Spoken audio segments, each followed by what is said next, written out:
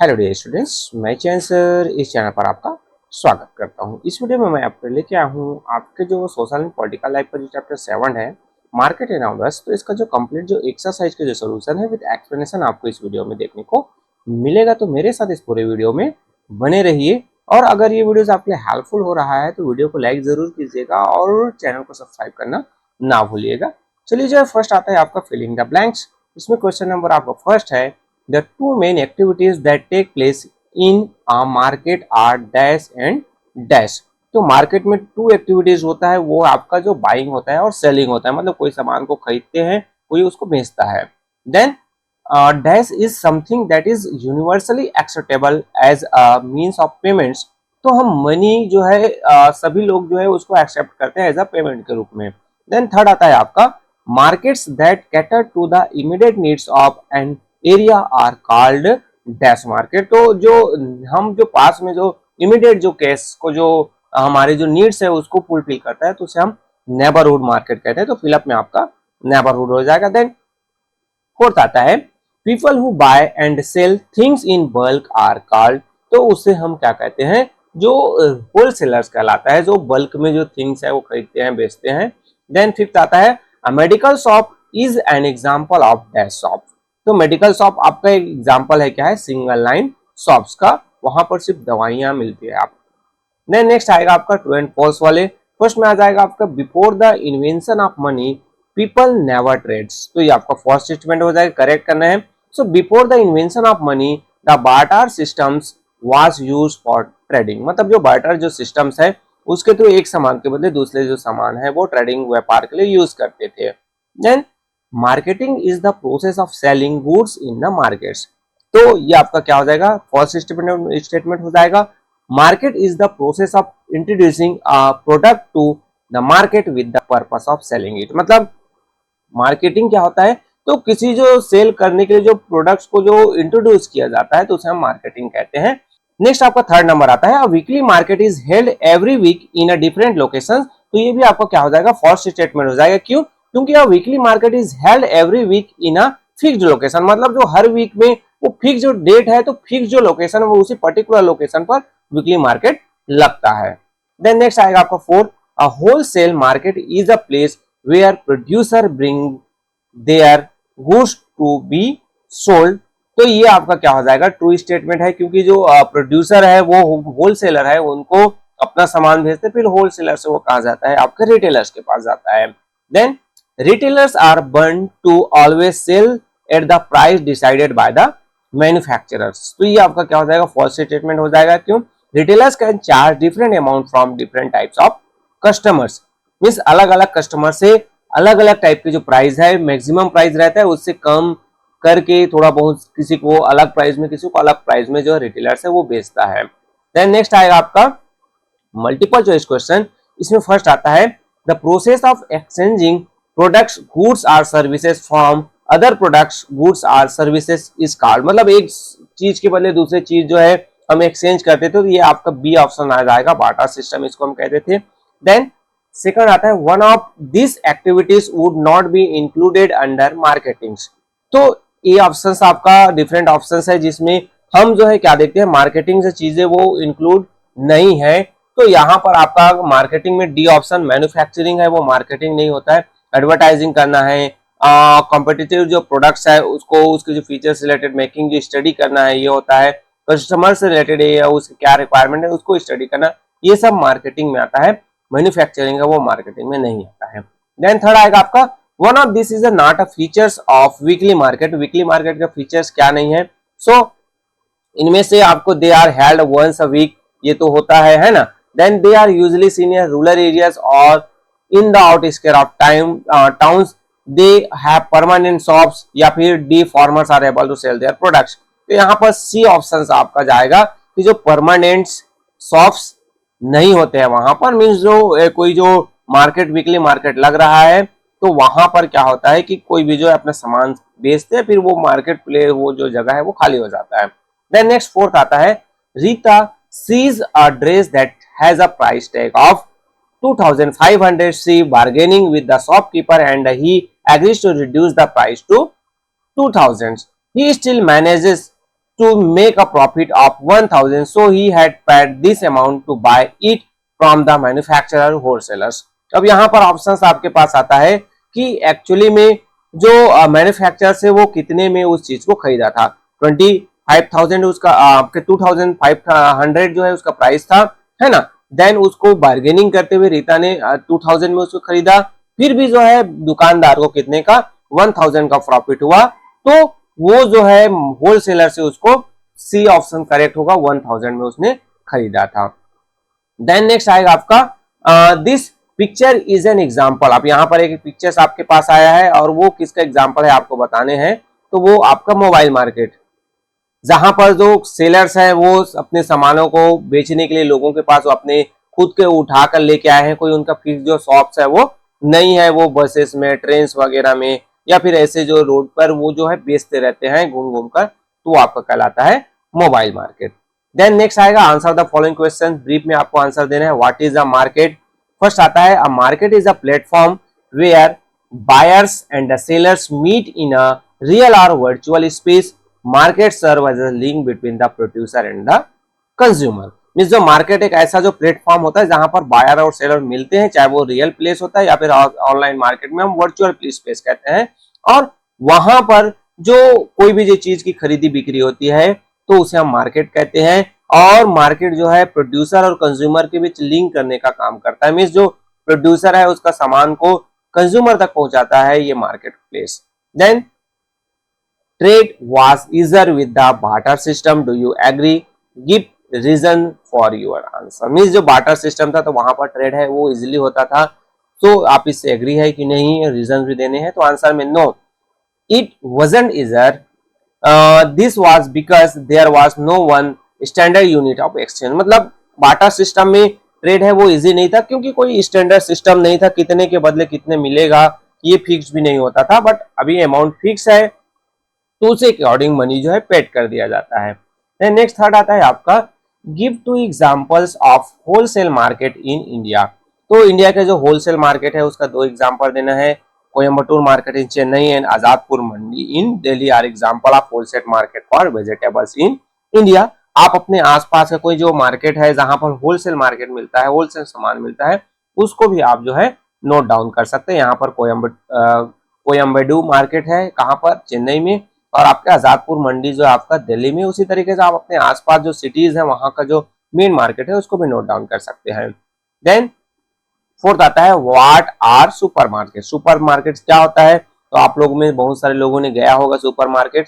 तो supermarket is a grocery store that offer customers a wide range of choices for goods related to everyday household needs. मतलब एक supermarket होता है जहां पर आपकी जरूरत के लगभग मैक्सिमम जो चीजें हैं वहां पर मिलता है, चाहे वो आप खाने पीने की चीजें हो या फिर आपके पहनने की चीजें हो, डिफरेंट जो डेली यूज के जो एवरीडे जो हाउस होल्ड वर्क से रिलेटेड जो भी जो चीजें होते हैं सुपरमार्केट में अवेलेबल होता है।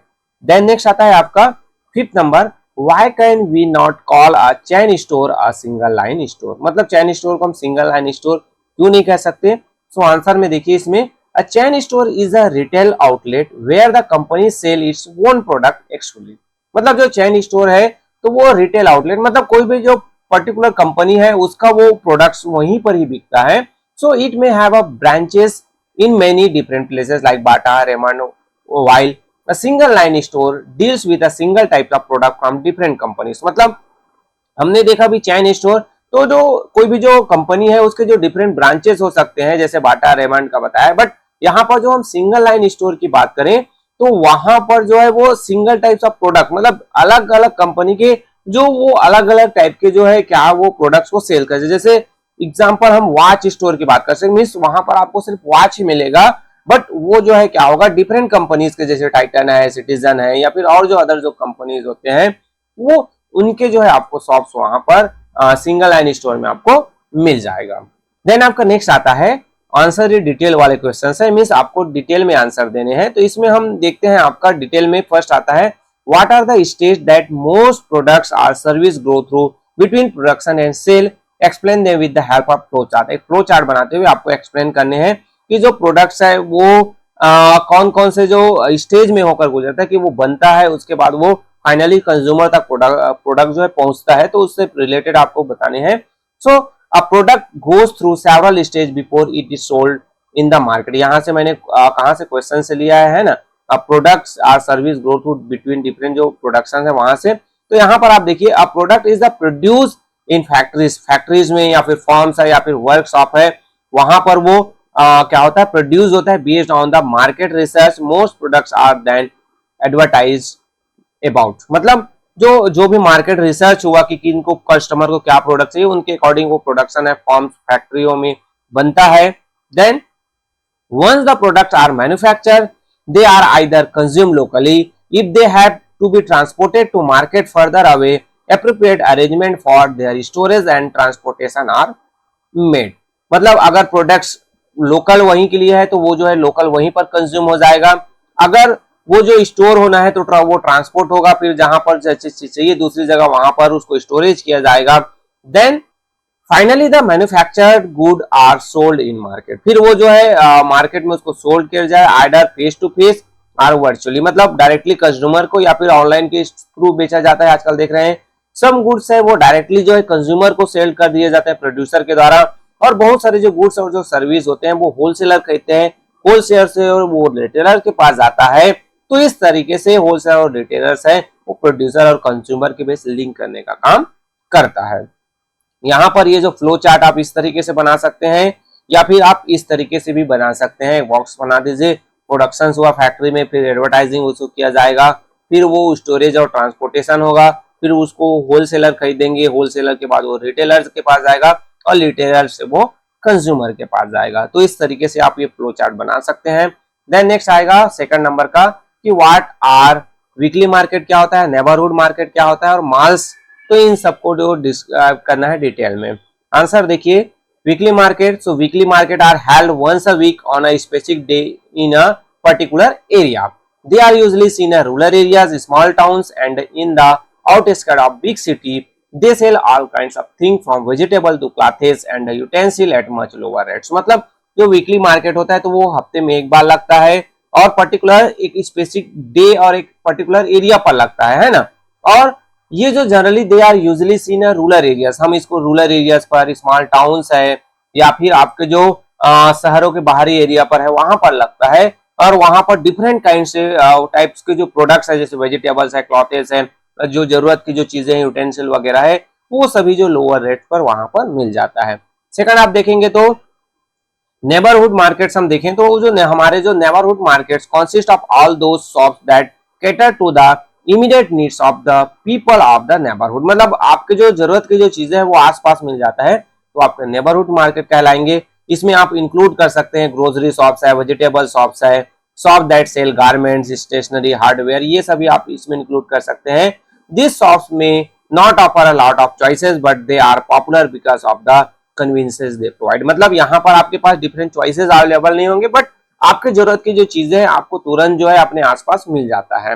देन थर्ड आता है आपका मॉल्स, तो malls are large shopping complex that contain almost all kinds of shops and services under one roof, so they include supermarket, eateries, आपके जो saloons, multiplex and chain store, मतलब जो मॉल्स होते हैं तो वहां पर डिफरेंट टाइप के जो शॉप्स हैं वो एक ही जगह पर, एक ही जो बड़ी सी बिल्डिंग है वहां पर अवेलेबल होता है।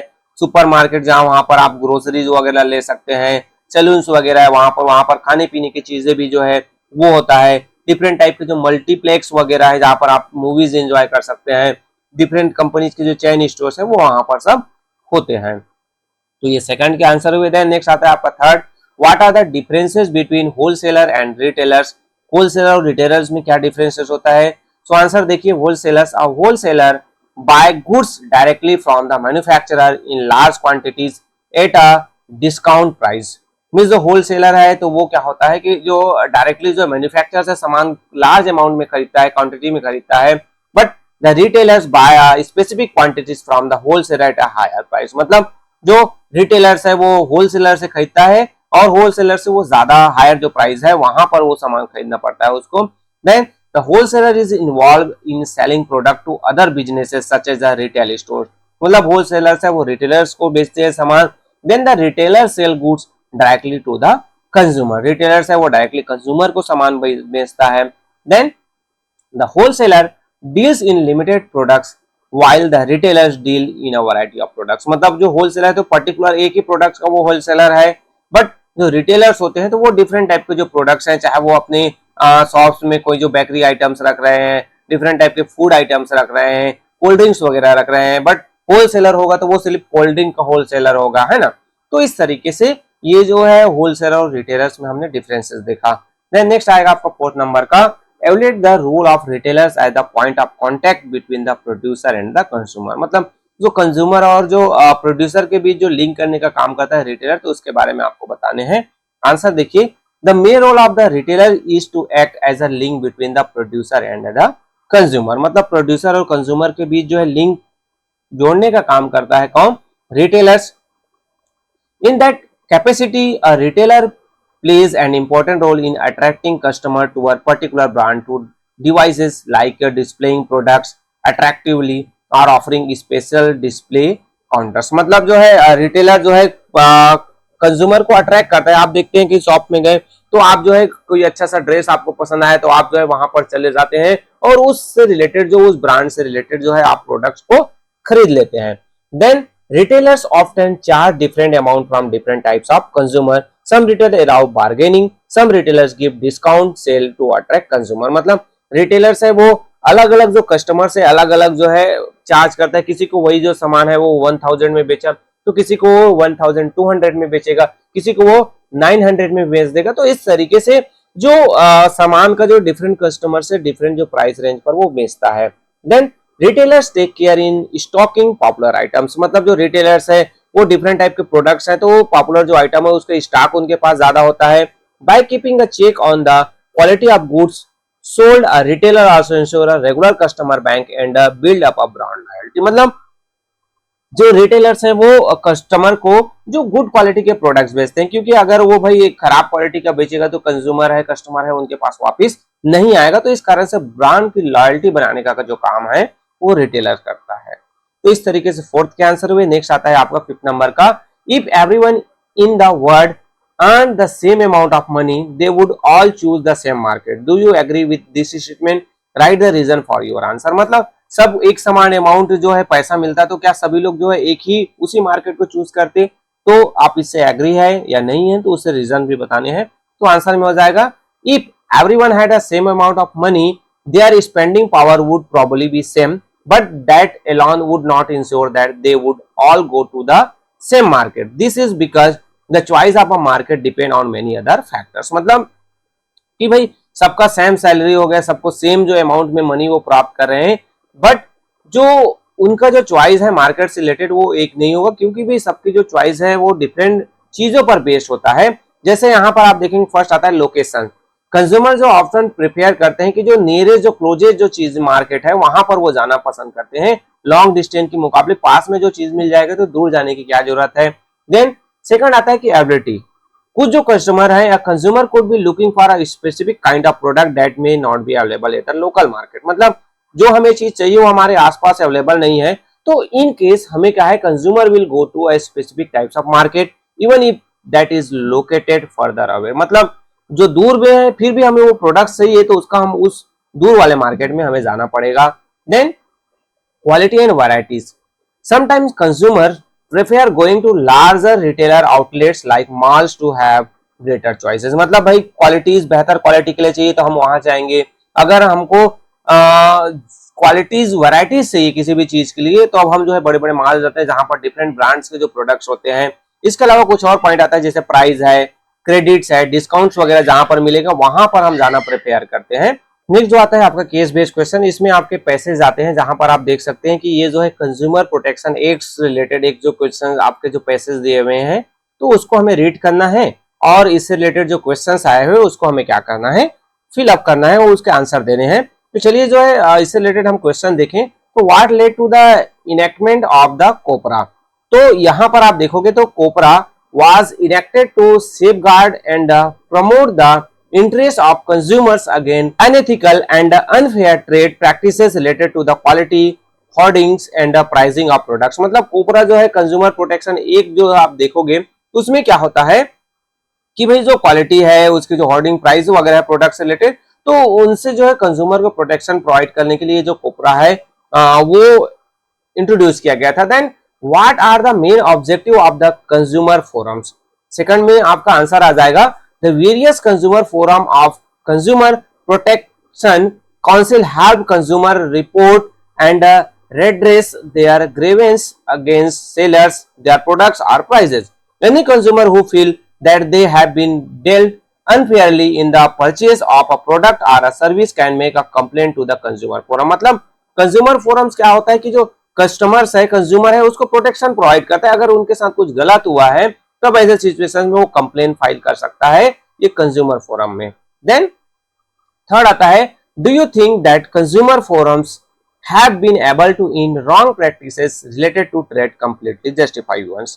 So यहाँ पर आंसर आ जाएगा कि जो the establishment of consumer forum has certainly made consumers more aware of their rights, but it is still has not been able to completely stop all unfair trading activities. मतलब जो ये जो establish करने का कोपरा का जो मेन जो purpose था कि भाई जो कंज्यूमर के साथ उनके जो राइट्स है उनके साथ कुछ गलत ना हो, बट अभी भी ये जो चीजें हैं कंप्लीटली स्टॉप नहीं हुआ है।